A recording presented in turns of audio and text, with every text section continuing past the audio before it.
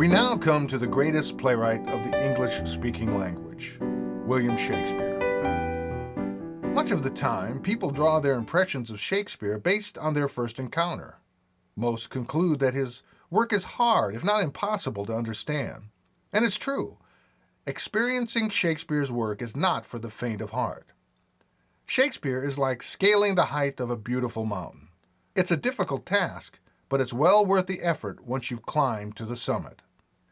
In an era of game shows and reality television, it's difficult at first to understand Shakespeare, let alone enjoy his work.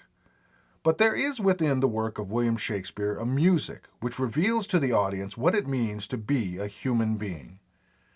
And what makes Shakespeare a genius is that this occurs in the sound of every syllable that his play makes. In fact, it's the way Shakespeare arranged the syllables in his dialogue that sets it apart from all other drama. Little is known about Shakespeare's early life. From records, we know that he was born in Stratford, England, to John Shakespeare. We know that he was baptized on April 26, 1564, just 12 years before James Burbage built the theater. He married at a young age and fathered 3 children. Shortly after this, he came to London, for reasons unknown, and stayed. He became an actor of small roles for James Burbage's Lord Chamberlain's Men. Because the acting companies of this time were paid on a profit-sharing plan, it is likely that Shakespeare began writing plays to increase his salary. Shakespeare was not university trained and therefore did not belong to the university wits. In fact, there appears to have been a streak of envy that ran through the university wits regarding Shakespeare. When his plays began to be produced with enormous popularity, using the same techniques that the university wits employed, a member of the group, Robert Greene, published a pamphlet making fun of Shakespeare's pretensions by saying that he had a tiger's heart wrapped in a player's hide. However, Shakespeare ultimately became a giant among the gifted authors of London. He excelled not only as a playwright, but as a poet. He wrote some of his greatest poetry during the Black Plague, when all the theaters were closed down. When the plague ended and the ban on playing it was lifted, Shakespeare returned to the theater and wrote some of his greatest plays. Shakespeare excelled in all 3 styles of Elizabethan drama: tragedies, comedies, and histories. Among his greatest tragedies are King Lear, Othello, and, of course, Hamlet. His most respected comedies include A Midsummer Night's Dream, As You Like It, and Twelfth Night.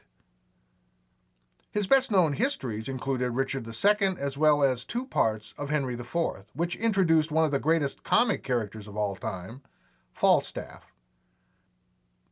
And of course, there were other plays written by Shakespeare that seemed to defy category. Shakespeare is also attributed with coining words and phrases that have become a part of the English language. In this sense, Shakespeare not only elevated the English language, but to a very real extent helped to create it. The words that Shakespeare entered into the English lexicon include bedroom, moonbeam, zany, hint, blushing, majestic, amazement, blanket, laughable, addiction, hyperbole, and negotiate, among many more. One of the main reasons for the success of playwriting in Elizabethan England was the ability of the playwrights to utilize a poetic meter devised by the Italians known as the Iambic Pentameter. The Iambic Pentameter is a poetic framework that emulates the human heartbeat. This meter functions much like 4/4 time in music to set up a basic time pattern for delivery and allows the performer to improvise within this time frame. The Iambic Pentameter arranges syllables on a line.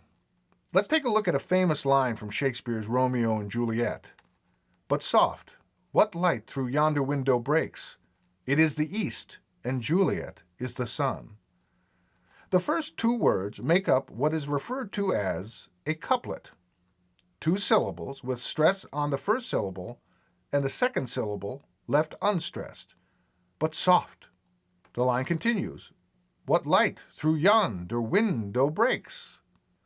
The pulse of the line is set up like the human heartbeat.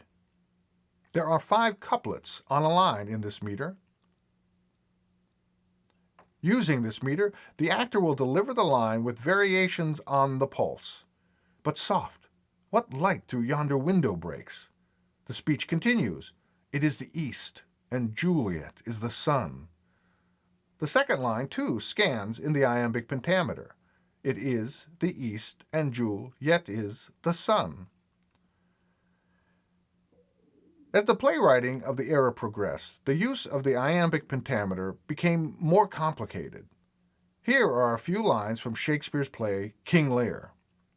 Meantime, we shall express our darker purpose. Give me the map there. Know that we have divided in 3 our kingdom, and 'tis our fast intent to shake all cares and business from our age. You'll notice that the iambic pentameter does not scan as neatly as it does for Romeo and Juliet. The end of the first line, our darker purpose, ends with 3 syllables. This has the effect of compressing the line. The ideas are more dense, so the line has a certain gravity. The short phrase that opens the second line, give me the map there, also seems to defy the neatness of the iambic pentameter as we see it used in Romeo and Juliet. There's a good reason for this. This tragedy is a much more dense and dark tragedy, omitting the beauty that we associate with love. As a result, Shakespeare breaks the rules of the iambic pentameter with breathtaking results. Well, that ends this unit. It's time to go to your task for this section. When we come back, we'll look at costume and makeup design. We'll see you next time.